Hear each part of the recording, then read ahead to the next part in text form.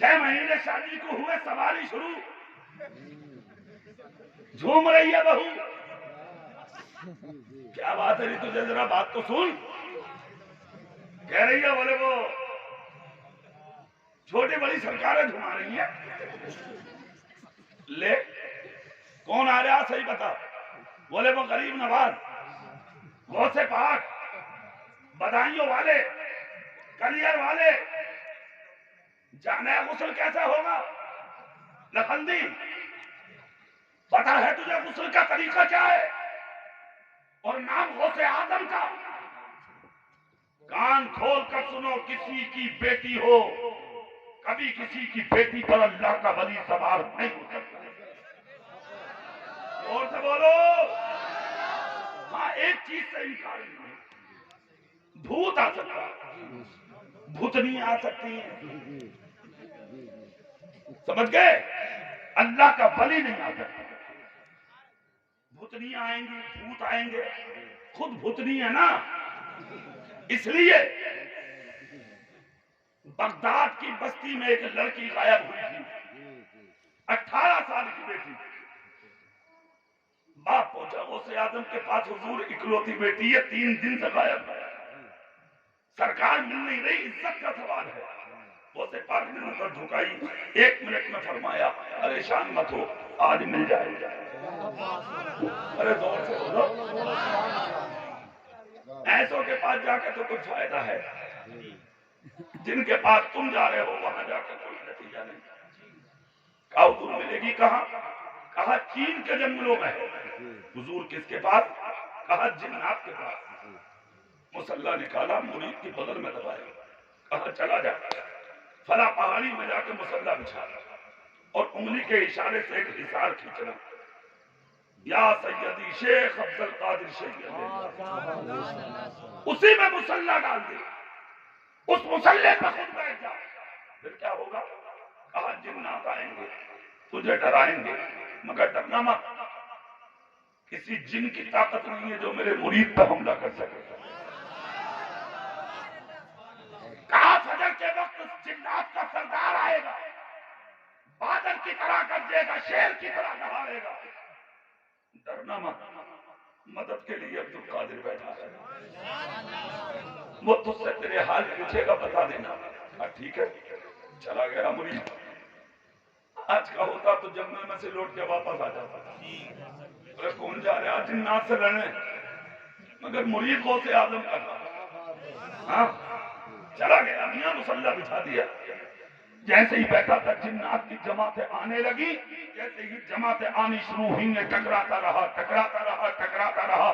جو جن حملہ کرنا چھوڑ یعنی کہ چاہتا وہ الٹا گر جاتا. فجر ہونے کے قریب ہوئی، اب جنات کا سردار شیر کی طرح دہاڑتا، بادل کی طرح گرجتا آیا، حملہ آور ہوا، دیوار کے پردے سے واپس گر گیا. پھر اس نے چہرہ اس کی طرف کر کے کہا کون ہے تو؟ کہا غوث پاک کا مرید ہوں میں. کہاں سے آیا؟ کہا بغداد سے آیا ہوں میں. کس نے بھیجا؟ کہا غوث اعظم نے. کہا آیا کس لیے؟ کہا 3 دن سے میری بیٹی غائب ہے، اس لیے میں یہاں آیا ہوں، مجھے بیٹی چاہیے. جنات کے سردار نے سارے جنات کو بلایا، کہا اس کی بیٹی تلاش کرو. تلاش کر کے واپس آ گئے. کہا نہیں ہے. کہا دوبارہ جاؤ. پھر آ گئے. کہا حضور نہیں ہے. جنات کا سردار بولا سنو، بیٹی تمہارے پاس ہے. کہا کیوں؟ کہا اگر بیٹی تمہارے پاس نہ ہوتی تو غوث پاک اسے یہاں بھیجتے ہی نہیں. اب یہاں ایک نظر غوث اعظم کی دیکھیں، پتہ یہ لگا غوث پاک نے پہلی نظر میں دیکھ کر کہا تھا بیٹی جنات کے پاس ہے، اور یہ 2 دن تلاش کر کے کہہ رہے ہیں بیٹی ہمارے پاس نہیں. اس کا مطلب یہ ہوا جو نظر غوث اعظم کی ہے وہ جنات کی بھی نہیں. تیسرا دن جب آیا تو تلاش کرنے نکلے. کہا خالی کنووں میں دیکھو، خالی مکانوں میں دیکھو، خالی جنگلوں میں دیکھو، صحراؤں میں ڈھونڈو. تلاش کیا، ایک جن کے قبضے سے بیٹی ملی. گرفتار کیا جن کو، بیٹی کو لائے سامنے پیش کیا. جیسے ہی پیش کیا گیا جنات کا سردار بولا تیرے پاس تھی؟ بولے ہاں. کہا تجھے پتہ نہیں کہ یہ غوث پاک کے مرید کی بیٹی ہے؟ کہا حضور پتہ تھا۔ کہا تجھے معلوم نہیں بغداد غوث آدم کی راجدھانی ہے؟ کہاں معلوم ہے؟ کہا اٹھایا کیوں؟ کہا بتاؤں؟ کہا بالکل بتاؤں۔ کہا سنیے، میرا قافلہ غوث آدم کی بارگاہ میں سلامی پیش کر کے آ رہا تھا، اس کی چھت سے جب میرا گزر ہوا تو میں نے اس کو ننگے سر دیکھا ہے۔ کیسے دیکھا ہے بولو؟ ننگے سر دیکھا۔ تب ہم نے اس کو اپنے پھندے میں لیا اور اس کو اپنی گرفت میں لے کے یہاں تک پہنچے۔ جن اور بھوت کو بلانے کا طریقہ تمہاری بیٹیوں کے پاس ہے، تمہاری بہنوں کے پاس ہے، تمہاری ماؤں کے پاس ہے، اور وہ یہ طریقے مصطفیٰ کو چھوڑنا ہے۔ وجہ بربادی اسی سے قوم دنیا میں ہوئی، بے اقتدار اپنی ہمیں کر دی ہے۔ شہنشاہ فتح کی لگا جوئی وہ اپنے ہو گئے تو رحمت پروردگار اپنی آج اپنا رونا رو رہے ہیں کہ بیٹیوں پہ جنات آ گئے، بھوت آ گئے، پریت آ گئے، ہمارے گھر تباہ و برباد ہو گئے، ہمارے گھر جنات کے گہوارے بن گئے۔ کبھی سینے پہ ہاتھ رکھ کے یہ بھی سوچا تیری بیٹی مارکیٹ میں اکیلی گھوم رہی ہے؟ کبھی خیال آیا تجھے تیری بہن مارکیٹ میں ننگے سر گھوم رہی ہے؟ کبھی خیال آیا تجھے تیری بہو کہاں جا رہی ہے؟ کبھی خیال آیا تجھے اے نادان جنات بھوت اور پریت اور یہ گردشیں انہی بیٹیوں کو مشکل میں ڈالتی ہیں جن کے سروں پہ دوپٹے نہیں ہوتے اور جو کنیز فاطمہ بن کے اپنے گھروں سے نکلتی ہیں؟ اللہ ہر قدم پر ان عورتوں کے قدموں کی حفاظت کرتا ہے۔ نعرہ تکبیر، نعرہ رسالت، سرکار کی آمد، مختار کی آمد، جشن آمد رسول کانفرنس، نعرہ تکبیر، نعرہ رسالت۔ یہ میرے نبی کی بارگاہ تھی۔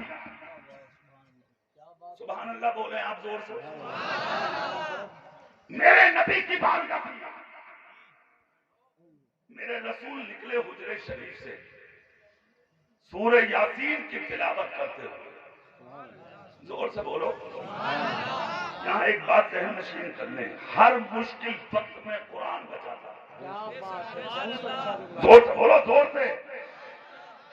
وَنُنَزِّلُ مِنَ الْقُرْآنِ مَا هُوَ شِفَاءٌ وَرَحْمَةٌ لِّلْمُؤْمِنِينَ۔ مومنین کے لیے شفا بنا کے اللہ نے قرآن کو بھیجا ہے۔ کیوں بھٹک رہے ہو تم؟ کیوں ادھر ادھر ٹھوکریں کھا رہے ہو تم؟ قرآن کو اٹھا کے سینے سے لگا لو، خدا کی قسم ہزار مشکلوں کا علاج ہو۔ تمہارے گھروں میں یہ سب ہے ہی نہیں۔ تمہارے گھروں کا حال کیا ہے کبھی دیکھا تم نے؟ ادھر فجر کی اذانیں ہو رہی ہیں، آپ جنگل میں بھاگ رہے ہیں۔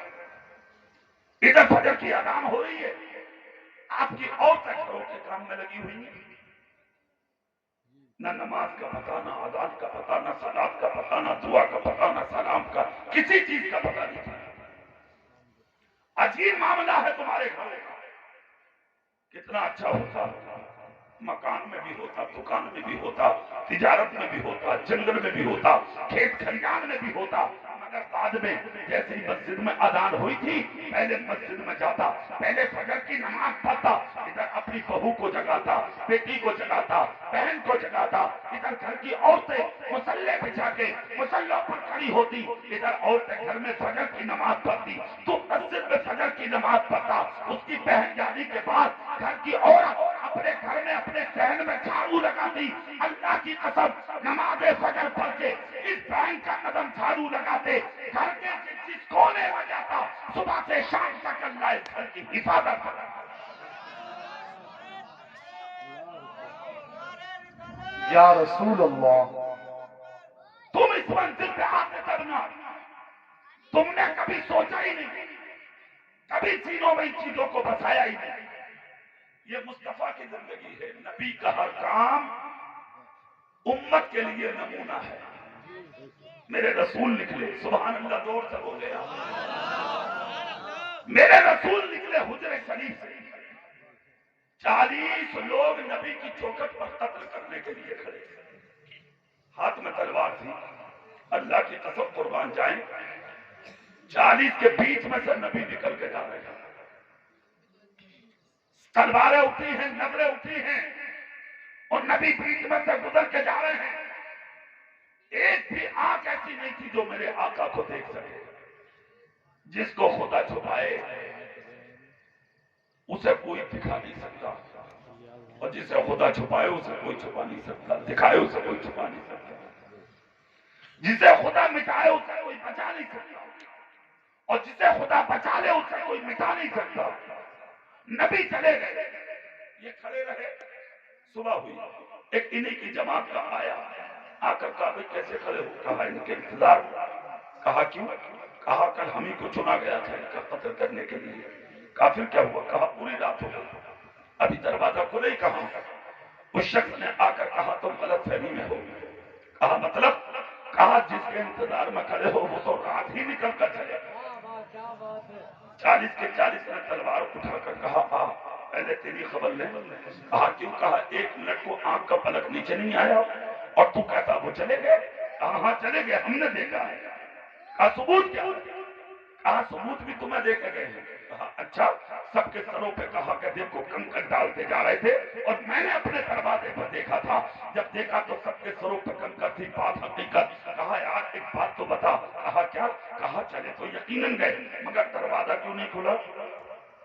इतना जब कहा तो शख्स ने कहा सुनो, हमने उनके गुलामों को उन्हें नूर कहता हुआ भी सुना। क्या बात है, क्या बात है। और नूर के लिए दरवाजा खुलना जरूरी नहीं। जोर से बोलो भाई। कहा अच्छा। कहा चले गए? बोले झांक कर देखा तो नबी के बिस्तर पे कोई लेटा था। कहा कोई है? जब देखा हटा करके पर्दा तो मौला अली लेटे। कहा भाई चले गए। अबू जहल के सामने तलवारें फेंक कर कहा सुन, खैरियत इसी में है, उन्हीं का हो जा। कहा हुआ क्या? कहा जो 40 के आगे से गुजर जाए और नजर किसी को ना आए वो झूठे नहीं हो सकते। फिर अबू जहल को गुस्सा आया। कहा है कोई जो उनको मिटा दे? एक शख्स ने तलवार उठाई, नाम सुराका है, घोड़े पर बैठकर कहा कि मैं उनका पीछा करूंगा। इधर ये मशवरा और उधर का नक्शा देखें आप। अबू बकर सिद्दीक नबी को लेकर गारे सोर के करीब पहुंच चुके थे। मेरे रसूल का चेहरा देखकर कहा आका। सोर आ गई करीब में, पहाड़ आया करीब में। नबी कहते ऊंचाई बहुत है, अगर कोई हाजी होंगे यहाँ तो वो जानते होंगे बड़े बड़े अच्छों की देखने से टोपियां गिर जाए। 54 बरस की तकरीबन उम्र थी अबू बकर सिद्दीक की। नबी ने कहा अबू बकर ऊंचाई बहुत है, मगर कयामत का यही होगी। अबू बकर बोले आका ये कांधे किस दिन काम आएंगे?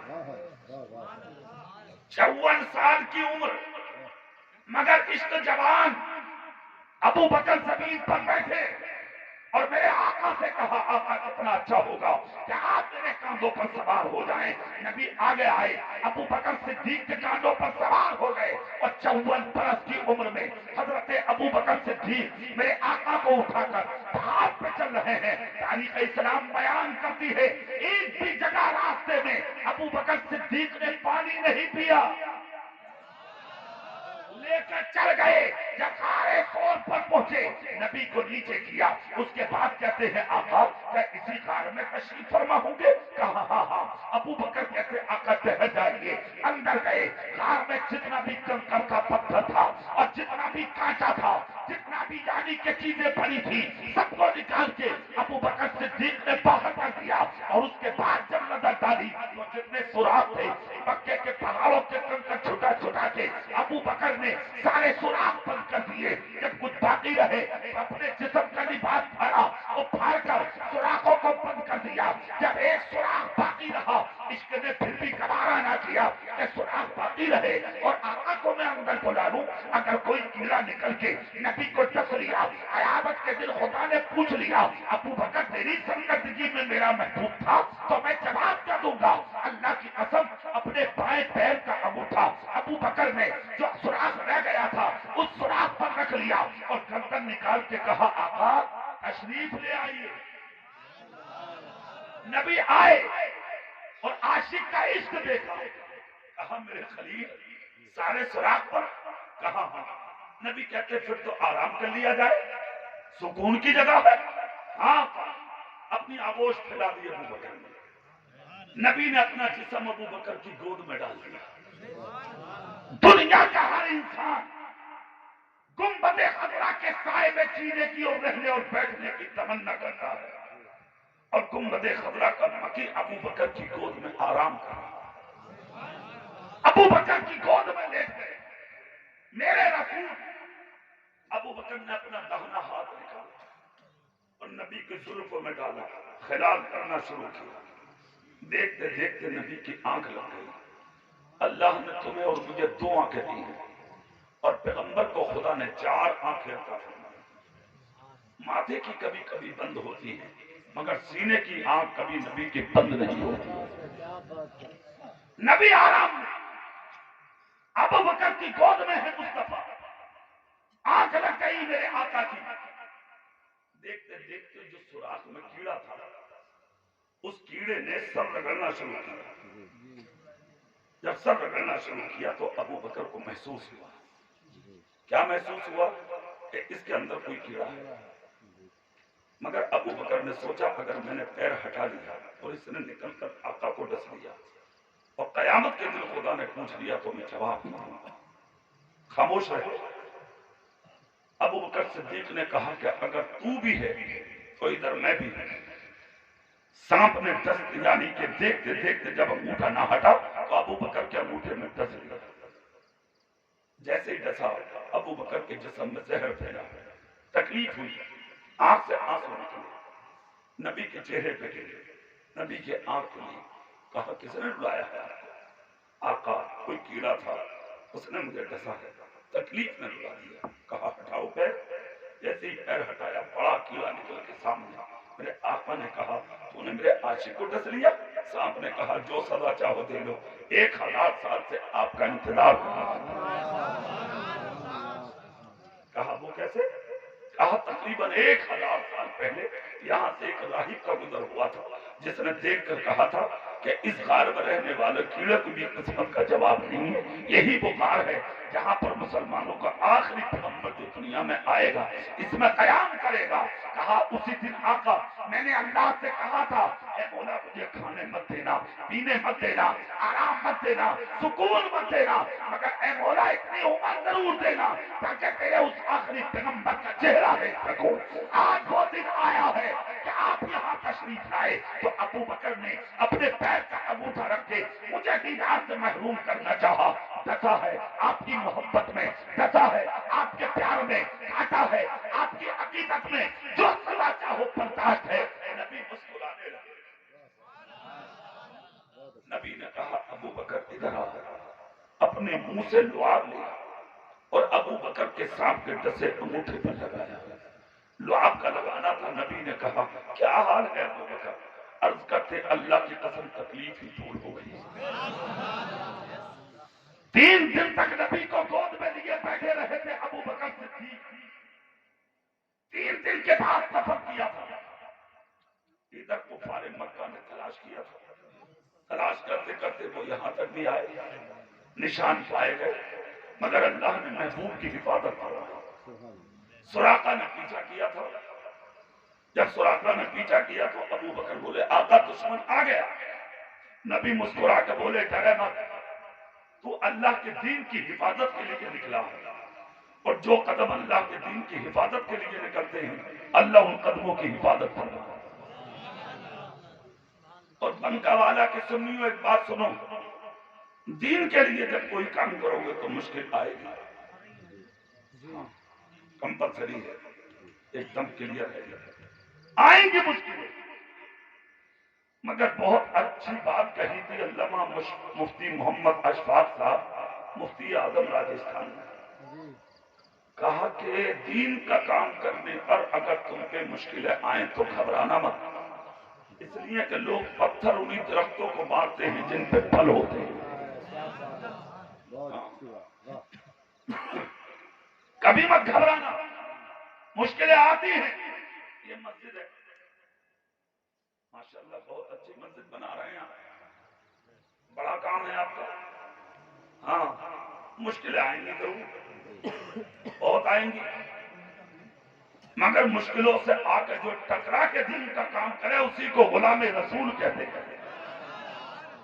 ابو بکر کا وہ جملہ، آقا دشمن آ گیا، نبی بولے ڈرے مت، کسی تلوار میں وہ دھار نہیں ہے جو میرے ابو بکر کی گردن کو کاٹے، اس لیے کہ تو اللہ کے دین کی حفاظت کے لیے نکلا ہے۔ خدا کی قسم دیکھتے دیکھتے گرد و غبار قریب آیا، تلوار اٹھائی دشمن نے، جیسے ہی حملہ کا ارادہ کیا نبی نے پیچھے دیکھ کر کہا زمین پکڑ دے اسے، اتنا کہا تھا گھوڑے کے چاروں پاؤں زمین میں چلے گئے، رو کر کہا معاف کر دو، نبی نے کہا زمین چھوڑ دے اسے، زمین نے پاؤں نکال دیے، پھر بھاگا، نبی نے پھر پکڑوا دیا، پھر رویا، نبی نے پھر چھڑا دیا، تیسری بار بھاگا، نبی نے پھر پکڑوا دیا، پھر رویا، نبی نے پھر چھوڑا دیا، جب تیسری بار چھوڑا خدا کی قسم دل میں آیا کوئی خاص ہے خدا کا دل والے بہت دیکھے مگر ایسا دل زندگی میں پہلی بار دیکھا ہے جو اپنے قاتل کو معاف کرنے کا دل رکھتا ہو،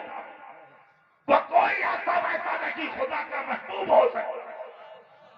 تلوار پھینکی، گھوڑا ٹھوکر مار دیا، نبی کے پاس آ گئے، کہا پڑھاؤ کروا، نبی بولے ابھی اور آزما لے، ارے زور سے بولو، کلمہ نہیں پڑھایا تھا اس دن نبی نے، فتح مکہ سے کچھ پہلے انہوں نے کلمہ پڑھا تھا مگر نام اس کا سراقہ ہے۔ خدا کی قسم نبی نے کہا سچ بول، کیا تمنا لے کے آیا تھا؟ کہا ابو جہل نے مجھے 100 اونٹ دینے کہا تھا۔ کہا اچھا، نبی نے ہاتھ پکڑ کے اٹھایا اور اٹھا کر کہا واپس جا، میں تیرے ہاتھوں میں کسرا کے کنگن لے کر کیا بات ہے۔ واپس ہوا۔ ابو جہل کو بڑا یقین تھا سراقہ پر، جوانی تھی ان پہ، کہا بغیر قتل کیے لوٹے گا نہیں۔ جبل ابی قبیس میں کھڑا تھا ساتھیوں کو لے کے۔ جبل ابی قبیس کیا ہے؟ یہ ایک پہاڑی ہے جس کے دامن میں سارا مکہ چھپا ہوا ہے، اسی پہاڑی پر کھڑا تھا جبل ابی قبیس۔ اور جبل ابی قبیس کیا ہے؟ مولانا احمد یار خان نعیمی تفسیر نعیمی میں یوں نقل کرتے ہیں پوری دنیا میں جتنے پہاڑ ہیں وہ ہندوستان میں ہو، پاکستان میں ہو، افغانستان میں ہو، ترکستان میں ہو، لیبیا میں ہو یا پھر عرب میں ہو، کہیں بھی ہو، دنیا کے اندر جتنے بھی پہاڑ ہیں ذرہ پہلے جبل ابی قبیس سے نکلتا ہے، تب ہندوستان میں پہاڑ بنتا ہے، تب پاکستان میں پہاڑ بنتا ہے، تب ترکی میں پہاڑ بنتا ہے، تب عرب میں پہاڑ بنتا ہے، ذرات یہاں سے نکلتے ہیں، پھر دنیا میں پہاڑ بنتے ہیں۔ مگر بنکا والا کے زندہ دل سنیوں، آپ ہمیشہ سنتے ہیں آج نیپال کا پہاڑ گر گیا، آج ہندوستان کا پہاڑ گر گیا، آج پاکستان کے پہاڑ میں آگ لگ گئی، آج فلاں علاقے کا پہاڑ جل کے خاک ہو گیا، آج فلاں علاقے کا پہاڑ مسمار ہو گیا۔ کیا تم نے کبھی سنا ہے کہ جبل ابی قبیس جل گیا؟ کبھی سنا ہے جبل ابی قبیس گر گیا؟ کبھی سنا ہے جبل ابی قبیس خاک ہو گیا؟ اور قیامت تک سنو گے بھی نہیں۔ اس کی وجہ یہ بیان کی ہے علماء نے کہ یہ وہ پہاڑ ہے کہ جس کے پہاڑ کے ہر کونے پر تمہارے میرے رسول نے مصلی بچھا کے خدا کی عبادت فرمائی ہے۔ یہ وہ پہاڑ، اسی پہاڑ پر کھڑا تھا، سراقہ کو آتا دیکھا تو اتر آیا، جیسے ہی گھوڑے پر چہرہ میری طرف کر لیجئے اور بات سن لیجئے، جیسے ہی گھوڑا قریب آیا تو ابو جہل اترا اور اتر کر سراقہ سے کہا کیا خبر لائے؟ سراقہ نے تلوار پھینکی اور پھینک کر کہا تو جھوٹا ہو سکتا ہے، عبداللہ کا بیٹا محمد جھوٹا نہیں ہو سکتا۔ ارے زور سے بولو، ہاں ادھر یہ مکے میں آیا اور ادھر نبی مدینے میں پہنچ گئے۔ سبحان اللہ نہیں بولے تم؟ مدینہ سارا نکلا کھڑا تھا نبی کے استقبال کو۔ ہاں یار تم نبی کے جلسے میں بیٹھے ہو، ایسے دل سے تم نبی کی باتیں سن رہے ہو، دل چاہتا ہے کہ ہم نبی کی باتیں سناتے رہیں اور تم سنتے رہو، مگر وہ لوگ کیسے ہوں گے جو جی بھر کے رسول کو دیکھتے ہیں۔ سارا مدینہ نکل کے آ گیا باہر، مگر جیسے ہی آیا مدینہ تو نبی کی اونٹنی پیچھے اور ابو بکر کی اونٹنی آگے۔ اکثر لوگ ابو بکر کے ہاتھوں کو چومنے لگے، ابو بکر کے ہاتھوں کو چومنے لگے، جیسے ہی ابو بکر صدیق کے ہاتھ چومے لوگوں نے، یہی پیغمبر ہیں، یہی پیغمبر ہیں، اللہ اللہ، جملہ دیکھا چہرہ میری طرف کرے یہی ہے. ابو بکر بولے کیا سمجھتے ہو مجھے؟ کہا جن کے انتظار میں کھڑے تھے وہی ہو نا؟ ابو بکر بولے ارے نہیں وہ تو وہ آ رہے ہیں سامنے وہی ہے آمنہ کا لال. کہا مطلب؟ کہا دیکھو مرکزی وہی ہے اجالا میں نور وہی ہے صدقہ میں ہوں پیغمبر وہی ہے غلام میں ہوں آقا وہی ہے غلام میں ہوں دادا وہی ہے بھکاری میں ہوں امام وہی ہے مقتدی میں ہوں وہ نبی ہے میں ابو بکر ہوں. خدا کی قسم آ گئے قریب میں پھر نبی کے قریب ہو گئے لوگ. تب ابو بکر نے کہا آقا لوگ مجھے سمجھ رہے تھے آپ کی بات بارے میں لوگوں کو دھوکا ہوا شاید میں ہوں. اب یہاں نبی کا ایک جملہ سنیں. نبی فرماتے ہیں ابو بکر جانتے ہو کیوں قریب ہوئی ہے یہ جماعت تمہارے؟ کہا نہیں آتا. کہا 3 دن غار ثور میں جو تم نے مجھے اپنی گود میں لیا تھا نا تو میرے رحم و کرم و انوار و تجلیات کے چھینٹے جو تمہارے جسم پر پڑے تھے اللہ رب العزت نے تمہیں وہ حسن عطا فرما دیا ہے میرے نور کے چھینٹوں سے کہ لوگ سمجھنے لگے شاید تم ہی ہو. اللہ کی قسم یہ شان ہے میرے رسول کی. سیدنا ابو بکر صدیق نبی کی بارگاہ میں مسکرا رہے تھے. ادھر مدینے والوں نے کہا آقا میرے گھر چلے. نبی نے کہا سنو عاشق سب ہو ہم کسی کا دل توڑنے نہیں آئے ٹوٹے دلوں کو دنیا میں جوڑنے کے لیے اور زور سے جوڑنے کے لیے آئے ہیں. نبی نے فیصلہ اپنی اونٹنی پر چھوڑ دیا. اونٹنی کی نکیل اونٹنی پر ڈال دیا اور ڈال کر کہا جہاں یہ قیام کرے گی جہاں یہ رکے گی وہاں قیام ہوگا. تاریخ اسلام بتاتی ہے لوگوں نے دروازے سجا لیے مگر اونٹنی کہیں نہ رکی. مگر جب دروازہ کے قریب ایوب انصاری کا آیا تو اونٹنی نے سر دیکھ دیا. نبی نے کہا بھائی انہیں بلاؤ. انہیں بلایا گیا باہر آئے. جیسے ہی باہر آئے میرے نبی کی قدم بوسی کی. ناب ایوب انصاری اندر لیا. 2 منزلہ مکان تھا اس زمانے میں بھی ان کا. اس مکان کی بھی قسمت کا جواب نہیں ہے. 1000 سال پہلے اس مکان کے اندر بھی یہ خط رکھا گیا اور اس خط میں لکھا گیا تھا کہ یہ وہ مکان ہے جہاں مسلمانوں کا آخری پیغمبر قیام کرے گا. پہلے ہی خبر دے دی گئی تھی. میرے رسول نے قریب کے گھر میں آ کے پوری دنیا کو یہ بتا دیا کہ نہ صورت دیکھی جاتی ہے نہ سیرت دیکھی جاتی ہے یہاں تو مانگنے والے کی نیت دیکھی جاتی ہے. میرے رسول نے یہاں پر قیام فرمایا. گھر میں کھانے کو کچھ نہیں تھا. دبلی بکری تھی اسی کو دھو کر نبی نے دودھ نکالا. جتنے برتن حضرت ایوب انصاری کے گھر میں تھے وہ سب کے سب دودھ سے بھر گئے. اب تقریر ہو چکی. ہاں وقت تو ہو گیا. اب بیٹھ جائیے سلام پڑھ کے جائیے. پیغمبر آدم صلی اللہ علیہ وسلم کی ادھر آمد ہوئی. تقریباً اعلان نبوت کے 12 سال کے بعد نبی نے واپسی مکے کی طرف فرمائی. 12,000 لوگ کلمہ پڑھ کر مسلمان ہوئے. پھر آپ مکے پہنچے. اس تاریخ کو فتح مکہ کی تاریخ کہا جاتا ہے. کفار مکہ نے حملہ کیا تھا. 2 صحابی شہید ہوئے اور نبی والوں نے جب حملہ کیا تھا کتنے لوگوں کے خون بہے. تب میرے نبی نے کہا تھا آج تم تعداد میں ہو ہم کسی کا قتل کرنے نہیں آئے بلکہ آج کے دن ہم یہاں رحمت کی برسات کرنے آئے ہیں. تاریخ اسلام بتاتی ہے مکہ فتح مکہ کے دن نبی کے ہاتھ سے کعبے کا دروازہ کھلا. 360 بتوں کو نکال کے باہر کیا گیا. یہ بت گرے اس دن تھے جس دن نبی دنیا میں تشریف لائے تھے اور کعبے سے نکالے اس دن گئے تھے جس دن نبی مدینے سے مکے میں داخل ہوئے تھے. نبی نور اس لیے بن کے آئے تاکہ کعبے کے بت گرا دیے جائیں اور مصطفیٰ بشر اس لیے بن کے آئے تاکہ کعبے سے بت نکال کے باہر کر دیے جائیں. مصطفیٰ قلبی رحمت اور مصطفیٰ آج بھی رحمت. مصطفیٰ قلبی نور اور مصطفیٰ آج بھی نور. یہ نوری محفل نبی کے نام پر آپ نے سجائی. سچے بنیے اچھے بنیے. ظاہر میں بھی مسلمان بنیے باطن میں بھی مسلمان بنیے. اللہ اس بزم پاک کو قبول فرمائے. ہم سب کو نیک اور ایک بنائے اور اس جلسہ پاک پر ہمیں اجر عظیم عطا فرمائے. آمین.